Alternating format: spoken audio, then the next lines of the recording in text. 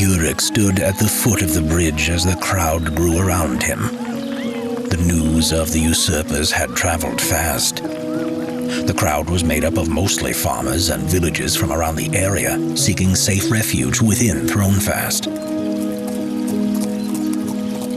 The city was a beacon of hope for the inhabitants of Kingsreach and a testimony to human resilience. Following Amonsol's slaying at the hands of the traitorous Osari and the subsequent destruction of Havensong, Avendir, being the sole heir, took his rightful place on the throne. Despite proving himself a fearless leader on the field of battle and leading his people to safety within the confines of the Silent Sanctum, there were still those who opposed his succession to the throne. It was his vision to lead his people out of the Silent Sanctum and build the city of Thronefast on the Bethrael Sea's northern coast. His legacy and the greatness that Thronefast would one day achieve were now at stake. Imani Karos, one of Amonsol's most trusted generals, disagreed with Avendir's peaceful approach to the Sacred Six. In an unexpected turn of allegiance, Karos gathered an army of zealots and mercenaries from Kingsreach and beyond to march on Thronefast, leaving a wake of death and destruction in their path. Those fortunate enough to flee for their lives were now gathering here at the foot of the Winding Bridge.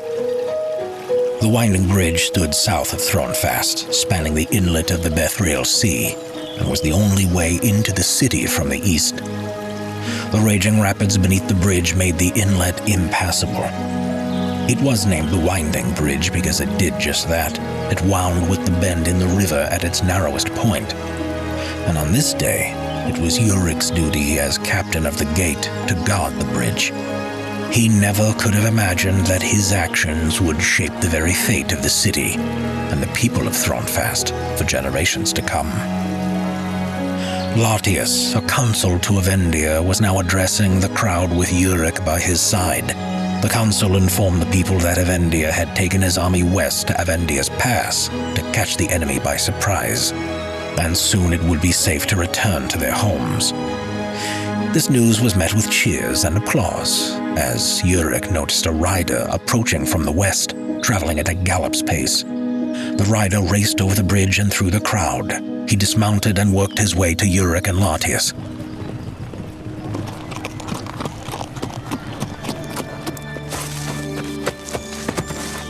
Karos's army marches on Thronefast, he reported, breathing heavily. We're all well aware of that, answered Latius with his arms extended from his sides, displaying the crowd around them. You misunderstand, sir. He split his forces. A mercenary army led by Lexer the Scar is coming from the southeast. They should make the bridge before nightfall, answered the messenger. I passed a group of dwarves sent here from Kadasa, and a garrison of elven rangers from Farthael. They are tracking the enemy's movement, he added. You must escort as many of these people as you can into the city. If word gets out about this, there'll be panic, commanded Latius. Jurich ordered some of his men to lead the people into the city, then looked to the horizon to see a group of riders headed towards the bridge. It was the garrison from Kadasa, with Budrick Brimstone himself leading the way. When the dwarves arrived, Budrick dismounted to greet Jurich. It seems we're destined to cheat death once again, my friend, said Budrick. We owe our lives to Theric and his rangers.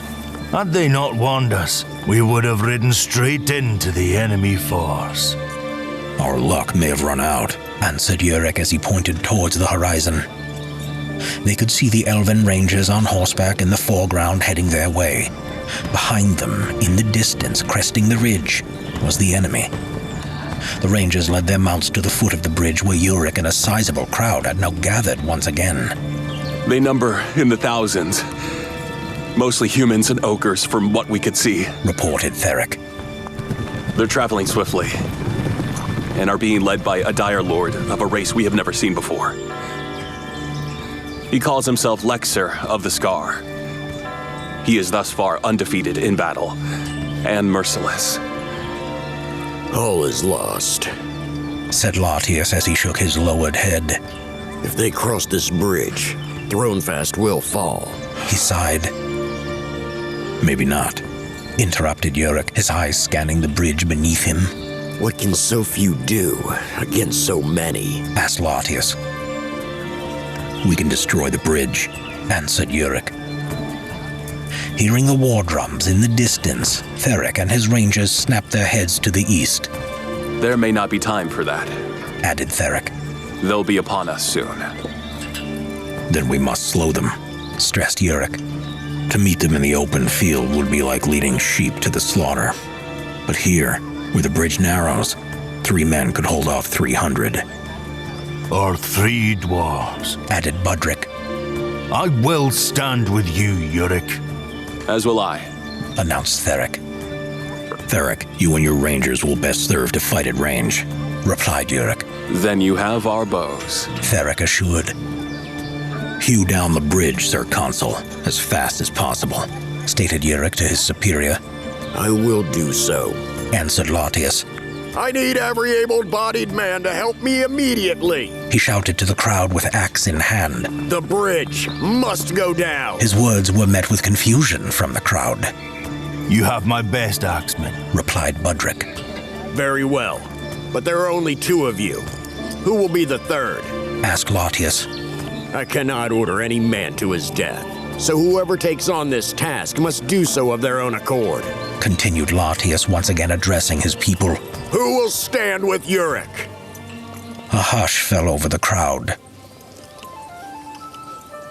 Just enough for them to hear the faint high-pitched sounds coming from the west. At first barely audible above the sound of the drums. The melody grew clearer with each passing moment. Jurek could see the people's heads turn towards the source as the crowd parted, providing a path. As the sound grew closer, the tempo slowed, until the bard stood before him and played the last 2 notes on his wooden flute. I will stand with you, brave captain of the gate. To every man upon this land death comes soon or late.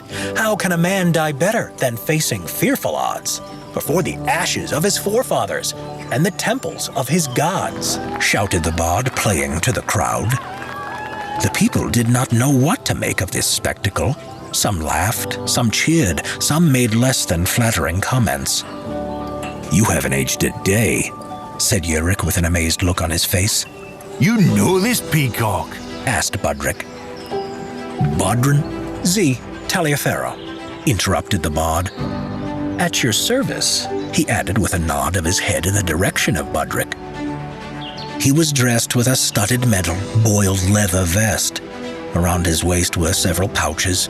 His flute hung from his neck by a strip of braided leather, and there was a small stringed instrument slung upon his back. No longer wielding a rapier, the bard now had a short sword on each hip. He put his arm around Jurek's shoulder and began leading him away from the crowd. Z. Taliaferro? Jurek asked. Yes, apparently Bodhran Patens still has quite the bounty on his head from the past unpleasantness. Royalty and their childish grudges, answered Bodhran, shaking his head. Jurek studied the bard's face for a moment. He looked exactly as Jurek remembered, not a day older. What's the Z stand for? Asked Jurek, realizing they were not alone. I haven't decided yet, answered Bodhran. I started at A, and nothing quite had the ring I was looking for, so Z it is. Jurek then turned to see who was following them. Seeing him for the first time, Jurek would remember this moment for the rest of his life. He was too tall to be a halfling, yet too frail to be a dwarf. He wore a complete set of armor from head to toe. On each hip there was an intricately adorned scabbard holding a sword that couldn't be much larger than a man's hunting knife. He stood with his helm tucked under one arm, looking up at them. Almost stoically, Jurek would later recall. He had large, eager eyes, a somewhat crooked smile, and not a hair upon his head. Looking down on the seemingly harmless little fellow, Jurek couldn't help but return the look. I see you no longer travel alone, commented Jurek. Ah, yes, how rude of me. In all the excitement, I completely forgot, answered Bodhran. Cosimo can help. Cosimo can fight. He spoke. Jurich smiled slightly at the irony. Cosimo had a gravelly voice of an old man, but the face of a child. Yes, Cosimo, give us a moment, please, replied Bodhran. A born killer, that one, answered Bodhran with a slight grin. He's surely not halfling. I've never seen his kind before. Of what race is he? Asked Jurich. Oh, he's something altogether different, answered Bodhran evasively. What he lacks in size, he more than makes up for in enthusiasm. Gets to be quite tiring at times. I liberated him from the servitude of an ashen elf outside Fairthale, a rather rude fellow, as I recall, over a game of chance of all things. Little Imp has been following me around ever since. You won him in a card game? Stated Jurich. You make it sound so crass, but yes, replied Bodhran. In any event, I couldn't let you die before I repaid my debt, and the bard always keeps his promise.